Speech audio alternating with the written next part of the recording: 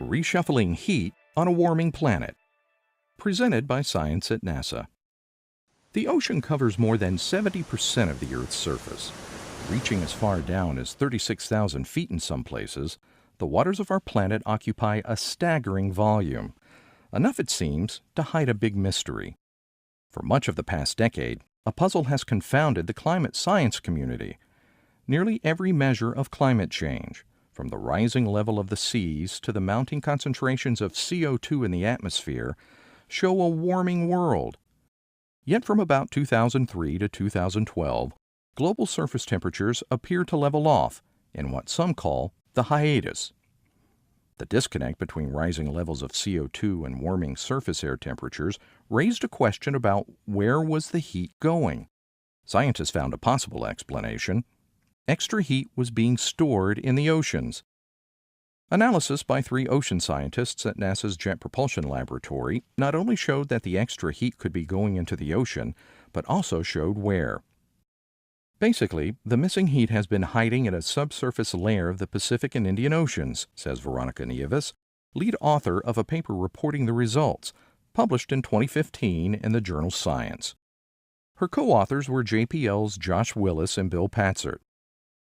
The study included direct measurements of ocean temperatures from the Argo Array, a network of more than 3,500 automated sea probes. These probes dive deeper than a mile, take temperature, salinity, and depth measurements, and then return to the surface with their readings.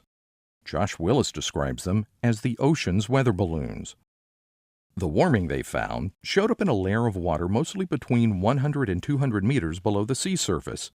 Nieves says, "Our analysis does not show any evidence of large amounts of heat below 300 meters.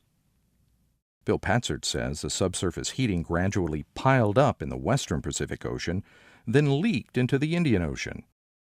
This heat may not stay hidden for much longer, however. The temperature structure of the ocean is determined in part by a climactic cycle known as the Pacific Decadal Oscillation, or PDO. During its 20 to 30-year-long phases, the PDO shifts warmer and cooler waters around the Pacific Ocean, affecting how much heat can be absorbed from the atmosphere. Nieves says previous studies suggest a connection between the phases of the PDO and hiatus and acceleration periods. Lately, the PDO has been in a negative or cooling phase, but Nieves believes this is about to change. Right now, there are indications that the Pacific might be changing to a positive phase, which means that the warm waters that were hiding in the subsurface layers are re-emerging to the surface, she says. If warmer water gets to the surface, then presumably the atmosphere will respond. This could accelerate global surface warming sometime in the next decade or two. She adds, the planet as a whole has continued to warm steadily through time.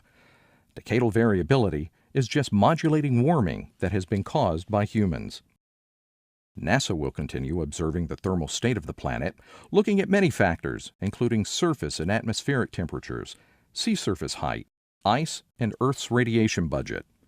These factors and more will help people understand their role in an ever-changing world. For more news about climate, on Earth and other worlds, stay tuned to science.nasa.gov.